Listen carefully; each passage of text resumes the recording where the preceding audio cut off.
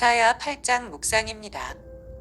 먼저 1에서 15절은 마엘살라라스바스의 징조에 대한 내용입니다.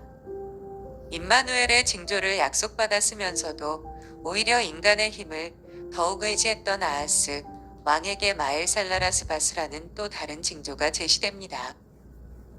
하나님께서 이 징조를 주신 이유는 아하스의 인간적인 노력에도 불구하고 결국 수리아와 북이스라엘의 멸망이 기정사실화될 것이며 그 멸망이 급속히 도래할 것이므로 아수르로 대표되는 인간의 힘을 의지하지 말 것을 가르치려 했기 때문입니다.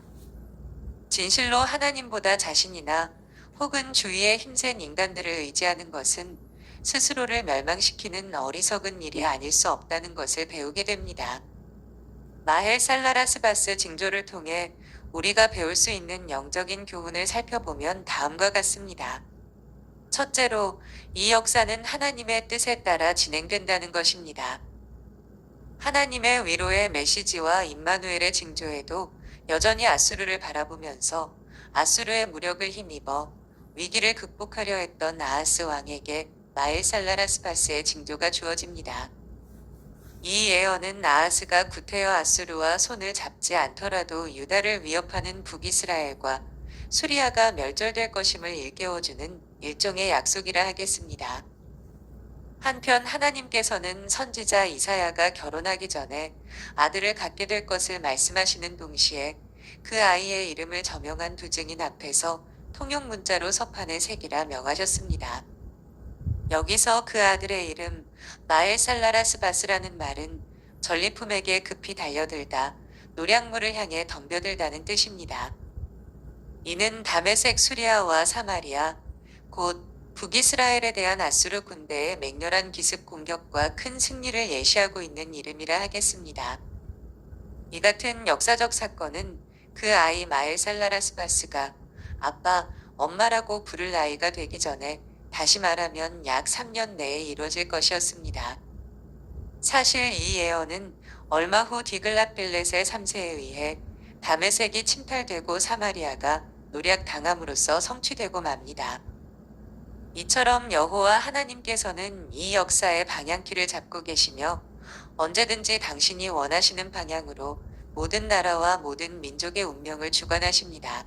그러기에 하나님은 이 역사의 진정한 주인이십니다. 둘째로, 세상을 의지하는 자는 끝내 멸망하게 된다는 사실입니다. 하나님의 백성이 하나님 이외에 다른 세력에 자신의 운명을 내맡길 때 과연 형통할 수 있을까요?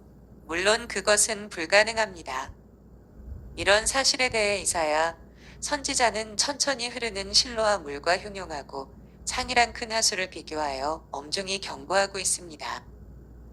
여기서 유속이 빠르지 않고 잔잔하고 평온한 실로와 물꽃, 예루살렘에 있는 실로암 물은 고요하고 부드러우며 풍요로운 여호와 종교 혹은 하나님의 은은한 사랑을 상징합니다.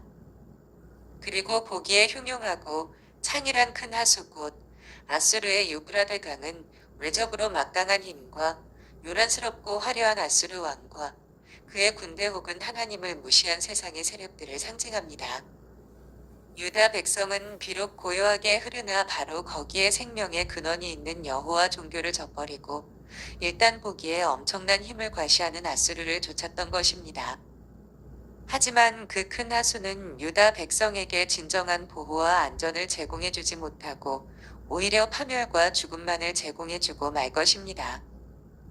진정 오늘도 고요하고 은혜로운 생명수 강을 취하지 않고 그저 화려하고 요란하지만 그 속에 독이 들어있고 허무함이 깔려있는 세상의 큰 흐름을 좇는 자는 끝내 처절한 절망을 경험하게 될 것입니다. 셋째로, 하나님은 당신의 백성을 영원히 파멸시키지 않으신다는 사실입니다.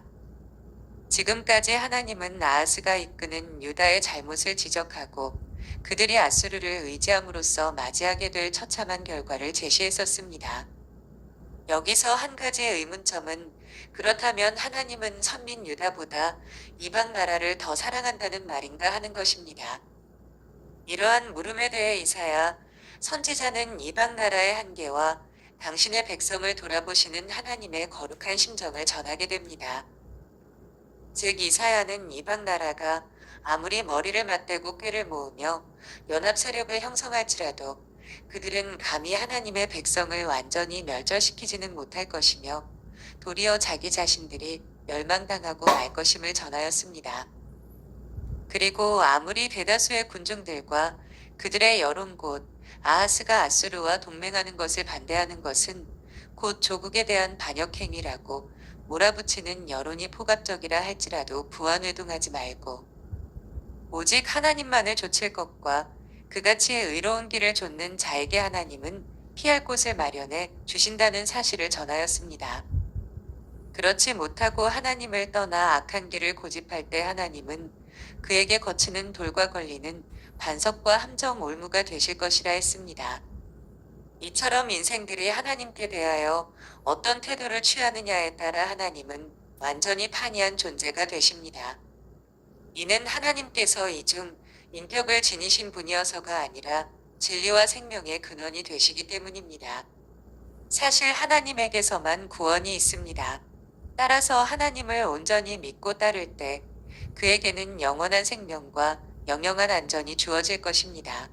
하지만 하나님을 등지고 세상의 것을 좇는 자에게는 영영한 허무와 멸망만이 남게 될 것입니다.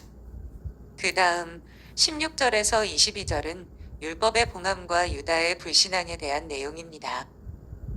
하나님의 거듭되는 권면에도 불구하고 아하스가 끝까지 치나스르 정책을 고집하게 되자 하나님께서는 이제 아하스와 그가 다스리는 유다를 향한 국민 촉구를 잠시 중단하십니다.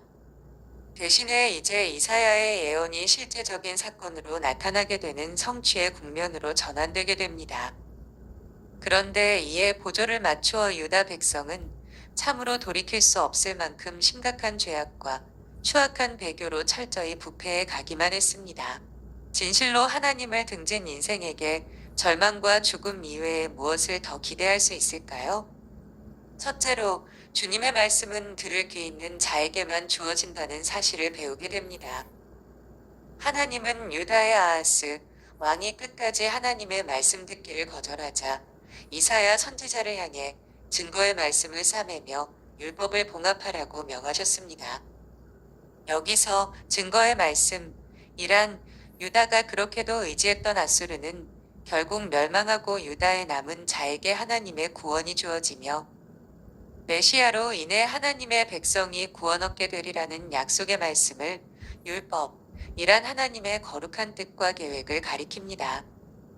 그리고 사메라, 봉하마라는 말은 증거의 말씀 혹은 율법을 아예 폐쇄하여 유다 백성으로 하여금 더 이상 하나님의 말씀을 가까이 하지 못하게 하라는 뜻이 아닙니다.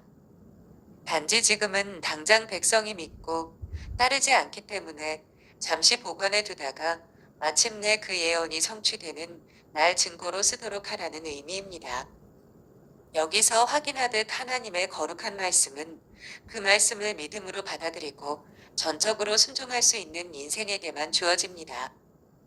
하나님은 당신에게 불순종하며 당신의 말씀에 배타적인 교만한 인생에게는 거룩한 말씀의 문을 닫아버리시는 분이십니다. 둘째로 주님의 말씀을 듣지 않는 자는 허탄한 것을 추구하게 되어 있다는 사실입니다. 유다 사회가 하나님의 말씀에 대한 열정이 식어지자 자연 백성의 마음이 극도로 공허해져 갔습니다. 이처럼 심령이 생명의 말씀으로 온전히 채워지지 않고 공허해질 때 인간은 예외 없이 하나님 이외의 존재에 자신의 운명을 맡기려는 악한 경향성을 지니게 됩니다. 이에는 유다 백성도 예외일 수 없었습니다. 그들은 하나님과 그 말씀에 대한 관심과 열심이 식어지는 것과 동시에 이방의 헛된 우상과 악한 풍습을 좇기 시작한 것입니다. 그리하여 유다 백성은 신접한 자와 마술사들의 충고와 가르침에 귀 기울이게 되었으며 생명력 없는 부패하고 타락한 종교의 노예로 전락하고 만 것입니다. 이처럼 유다 백성이 선민으로서의 자긍심과 거룩한 신분을 포기하고 타락한 종교의 노예로 전락하게 된 근본적인 이유는 바로 그들이 하나님의 말씀에 등을 돌렸기 때문입니다. 실로 인간은 누구나 그 마음에 본원적인 갈증이 있습니다. 이 갈증은 영생의 능력을 지닌 하나님의 말씀으로서만 완전히 해결될 수 있습니다. 그런데 영생의 말씀으로 그 마음을 채우지 못한 자는 언제나 일시적인 대용품으로 그 갈증을 풀려고 힘씁니다. 하지만 대용품으로서는 오히려 더 큰 영혼의 갈증을 일으킬 뿐임을 잊지 말아야겠습니다. 우리 자신에게 물어봐야 합니다. 첫째로, 유다 백성들은 이사야가 선포한 마엘살라라스바스의 징조를 접하고서도 그 예언을 믿지 않고 오히려 하나님보다 아수르를 더욱 의지했고 아람과 애굽의 세력을 더욱 무서워했습니다. 그렇다면 오늘날 당신은 시대의 징조를 분별할 수 있는 영적 통찰력을 가지고 있습니까? 둘째로, 유다는 하나님보다 아수르를 더욱 의지하다가 결국 아수르로 인해 큰 고통을 겪었습니다. 오늘날 이것은 하나님을 떠나 세상을 의지하는 자들에게 교훈을 줍니다. 그렇다면 특히 환난과 역경의 때에 우리들은 제일 믿고 의지하는 것은 무엇입니까? 셋째로, 이방 세력을 의지한 이스라엘의 두 집, 곧 에브라임과 유다에게 있어 하나님은 거치는 돌이었습니다. 오늘날 우리에게 있어 하나님은 구원의 반석입니까? 혹은 거치는 돌입니까? 넷째로, 삶 속에서 어려운 문제를 당했을 때 우리들은 무엇을 의지하고 찾습니까? 하나님의 말씀입니까? 아니면 점장이의 점 갖춘 것입니까?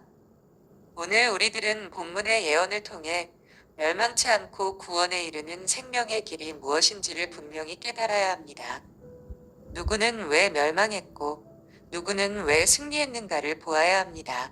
나라와 개인이 어떻게 해야 바로 서고 또 영원토록 생명을 누릴 수 있는지를 교훈받아야 합니다. 생명의 길로 나아가는 그 비결은 무엇일까요? 오직 모든 생명의 주관자 되시는 하나님만을 경외하고 섬기며 두려워하는 것입니다. 이처럼 하나님을 참으로 경외하는 자는 당연히 그분의 말씀을 좇고 따르는 법입니다. 바로 이것이 멸망치 않고 구원에 이르는 생명의 도입니다. 하나님을 참으로 경외하고 말씀에 의존하며 구원을 이루어가는 우리 모두가 되기를 소망합니다. 감사합니다.